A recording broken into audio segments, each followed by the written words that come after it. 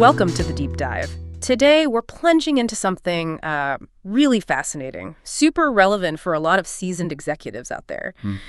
You see, the consulting industry, it's booming. We're talking like unprecedented numbers. $318.9 billion this year, 2024. Wow. And it's projected to hit something like $421.2 billion by 2033. Just massive growth. That's huge. Really huge. And here's the interesting part. There's this kind of hidden challenge, especially for C-suite leaders thinking about moving into consulting. Okay. How do you bring all that incredible wisdom, that experience to the table without, looking like you're trying to take over, without threatening the current leadership? Ooh, yes, that's the real tightrope walk, isn't it? You've got immense value to add, but you absolutely cannot seem like you're gunning for their job. Right. It's a huge psychological barrier. Get it wrong, and you're looking at short-term gigs, not lasting partnerships. Exactly. And that's why today we're doing a deep dive into, a different way to think about executive consulting, a new paradigm, maybe. Okay, I'm intrigued. It's all about becoming what some call a force multiplier. Force multiplier. I like that. Yeah, someone who amplifies the potential that's already there in the existing leadership, not someone competing for a role. So enhancing, not replacing. Precisely.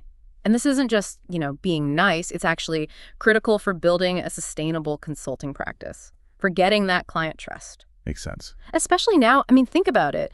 Companies using AI for optimization, they're seeing real revenue bumps, like up to 13% if they're using it for predictive analytics and stuff. Right. So the demand isn't just for more bodies. No. It's for that strategic wisdom, the kind that empowers the team they already have. And that's such a key point. The market isn't just growing, it's changing what it values. The really successful ex-C-suiters, they're not trying to be substitute players. They're positioning themselves as, essential amplifiers for the current team.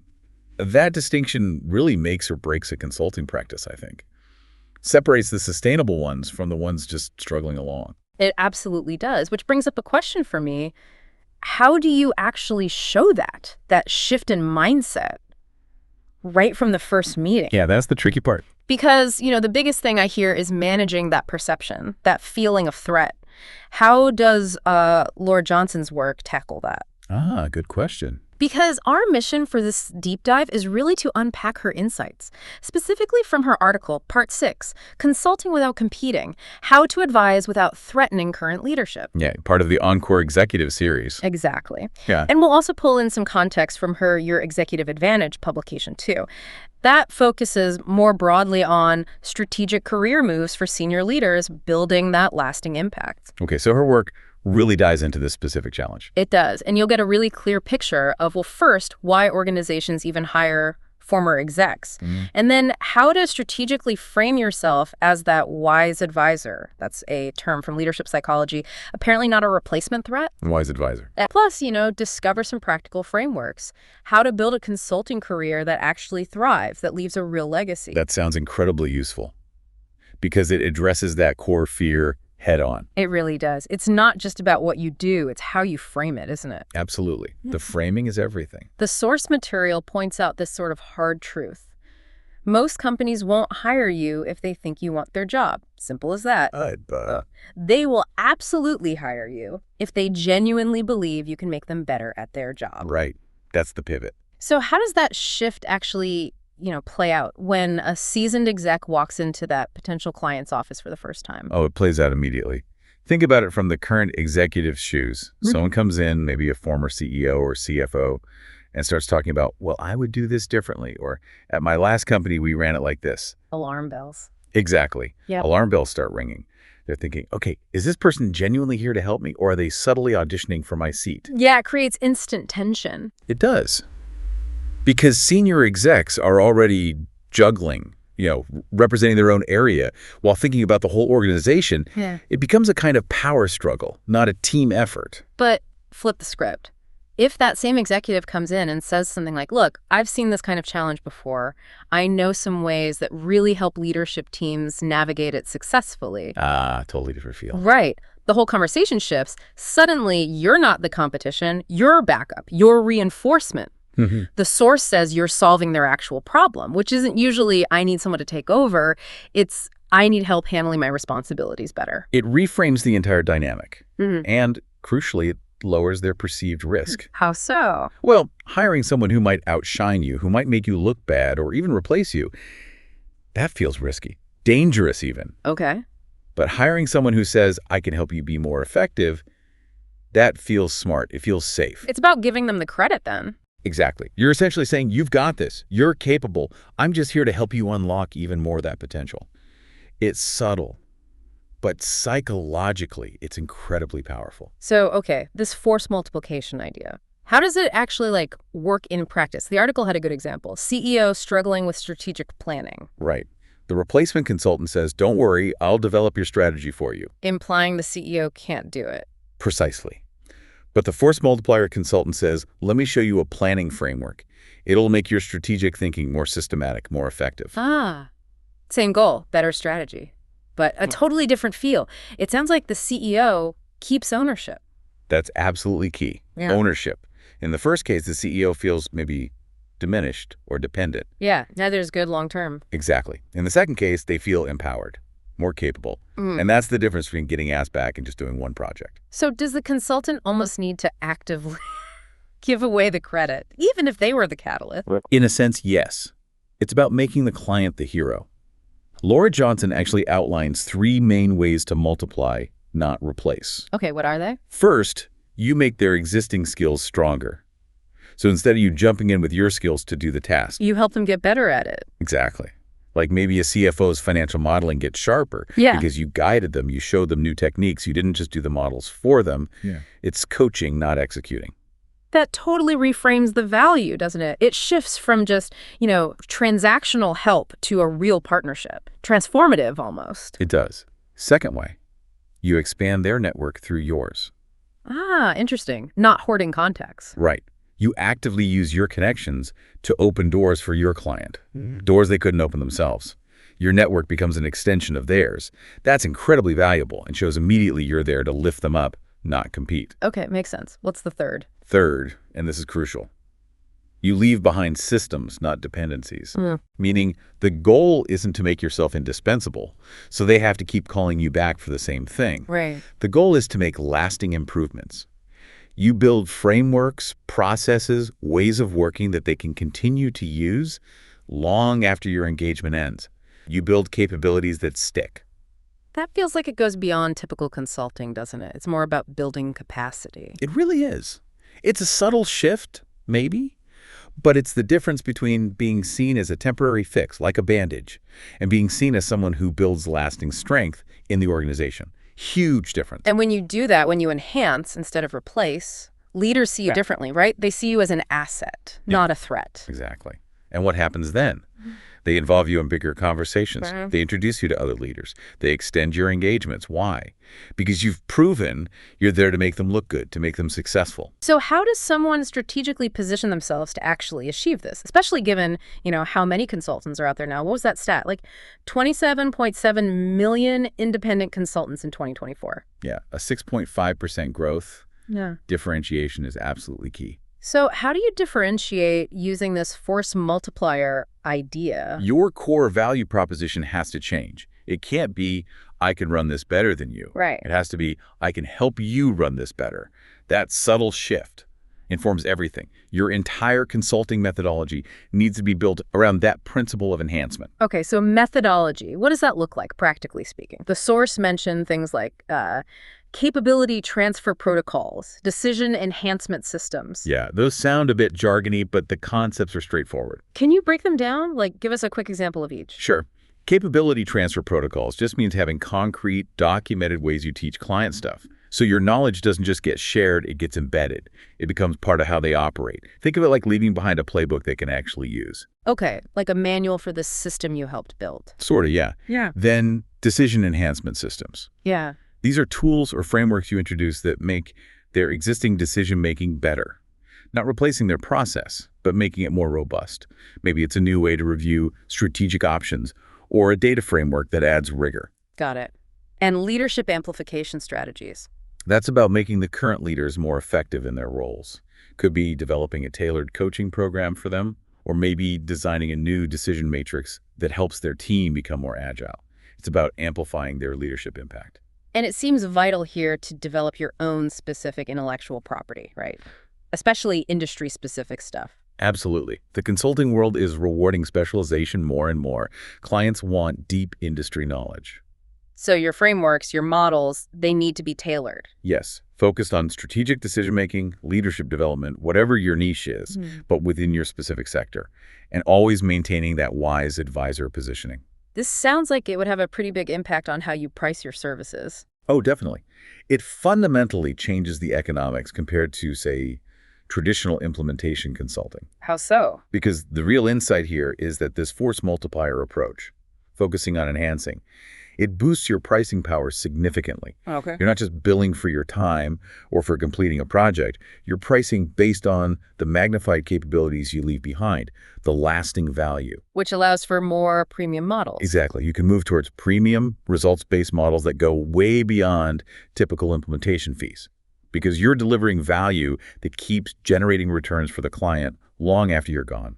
It's self-sustaining value. That makes sense, especially with trends like digital transformation consulting booming that demands high-level strategic guidance that empowers internal teams. Precisely. That market's projected to grow at like 13.4% CAGR through 2030. Huge demand for this empowering approach. So, okay, we get the pricing should reflect strategic value, but how does this approach specifically let you charge more? What are some actual pricing models that work well here? Good question. You can use retainer-based advisory for ongoing strategic chats and counsel. Project-based work is still common, but focused on strategic outcomes, clear deliverables tied to enhancement. Right. In some cases, especially for longer-term alignment, you might even consider equity participation, though that's more complex. Sure. And results-based compensation is really powerful here, linking your fees directly to specific improvements or outcomes achieved by the client.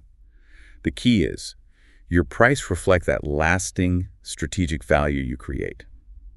That justifies the premium. It really shifts the focus. And it sounds like building strong relationships is paramount. It's not just about the project. Absolutely. Sustainable practices are built on relationships, not just transactions. So what are some specific ways consultants can build those enduring relationships, ones that go beyond just the current contract? Well, things like regular strategic check-ins, even between projects, proactively sharing relevant industry insights, stuff that's useful to them, even if it's outside the scope of work. Adding value constantly. Exactly. And facilitating introductions, using your network for them.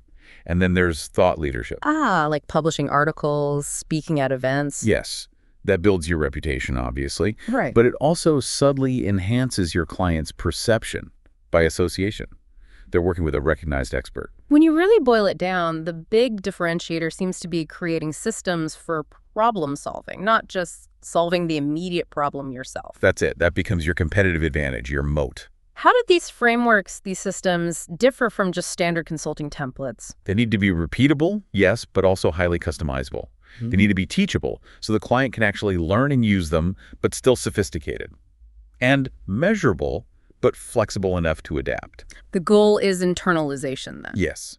The client needs to internalize the process of solving that type of problem, not just get the answer to this one instance.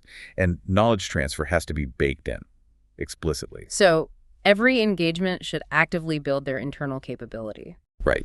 That means things like formal training sessions, maybe mentoring some of their high-potential people, documenting the systems clearly, maybe even using assessment tools to track how their team's capability is growing. This all sounds great, but it also sounds like it needs the right kind of client, the right relationship, which means sometimes you have to say no. Absolutely. Not every consulting opportunity fits this advisor not replacement model. You have to be selective. So what are the red flags? What should C-suite folks moving into consulting watch out for? You need to assess the fit first. Does the company culture seem open to this kind of enhancement? Is the leadership actually ready for it? Is there genuine strategic alignment? Okay. And the red flag. Big one. Right. Organizations explicitly saying they want someone to fix their leadership problems. That screams replacement, not enhancement. Right. Or any engagement where they position you as the magic bullet, the sole solution, rather than a tool to make them better. Also, be cautious if the client expresses really significant, deep dissatisfaction with their current leaders. That can be a tricky dynamic.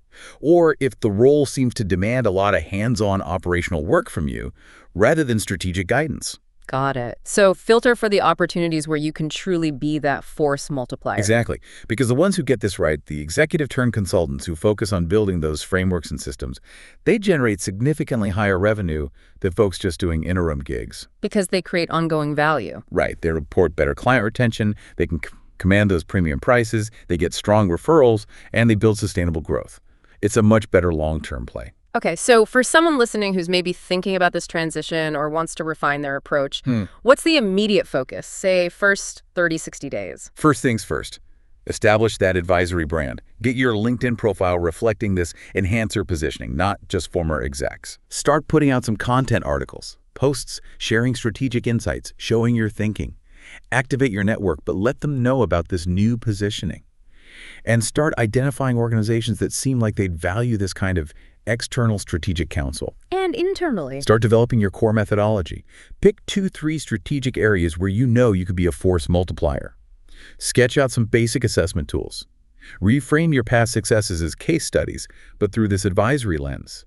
And design your initial pricing structure around value, not just hours. Makes sense. What about longer term? Say a 12, 18-month roadmap. Okay, rough roadmap. First couple of quarters, say 1 and 2, really solidify that foundation. Finish the brand work, land those initial clients where you can apply this model, really develop your core frameworks based on real-world feedback, and build that referral network. Okay, solid start. Quarters 3 and 4. Now you focus on expansion, scaling the client relationships you have, maybe landing bigger ones, really pushing out some industry-specific thought leadership to build visibility, and crucially, trying to establish some recurring revenue streams, retainers perhaps. Right, moving beyond just project work, and then, say, into the second year, quarters 5 and 6. By then, you should be aiming for market leadership in your niche, positioning yourself as a recognized go-to expert, seeking out speaking gigs, maybe developing more scalable offerings like group programs or digital tools based on your frameworks. And how do you know if it's working? What are the key metrics? Oh, the obvious ones. Client retention rates, are clients expanding the work with you? Referral generation is huge. Are happy clients sending new business your way? Client satisfaction scores, of course. But also look at overall revenue growth, the health of your pipeline, and general market recognition. Are people starting to know your name in your field? And maybe more deeply. Yes, more deeply, it's about the client success outcomes. Did they actually achieve the strategic goals you helped them with? Did they adopt your frameworks? Can you measure the leadership development you facilitated? That's the real proof. It's about measuring your influence, your impact, leaving that legacy of capability, like you said, not just a list of finished projects. Exactly. That's the ultimate measure. So let's wrap this up. What does this all really mean for you, the listener? We've seen that the consultants who really thrive, the most valuable ones, they're the amplifiers, the empowerers, the ones who leave systems behind. Not the ones creating dependencies or trying to edge out existing leaders. Right. This force multiplier approach, it tackles the real anxieties of current executives, it lowers their risk perception, and ultimately it gives them the credit. Which leads to stickier clients, better pricing, more referrals. It's a virtuous cycle. It really is. It's about making their skills better, opening up your network to them, and leaving capabilities that last. So here's a final thought to chew on. If the real goal for an executive moving into consulting is to make a lasting impact, to build a meaningful legacy, Yeah. consider this. How might focusing entirely on enabling others, on building capabilities that stick around even when you don't? How might that fundamentally reshape your own idea of success, your own definition of influence in the business world? That's interesting. It's like illuminating the path for others rather than feeling the need to walk it again yourself. Precisely. Something to think about. Definitely something to think about. For more insights on these kinds of strategic career shifts and how senior leaders can stay relevant and impactful, we really do encourage you to check out Laura Johnson's work and your Executive Advantage community. Yeah, it seems like a great resource for this kind of thinking. It is a space where that visionary thinking meets really practical wisdom for leaders who've already achieved a lot. And that brings us to the end of our deep dive for today.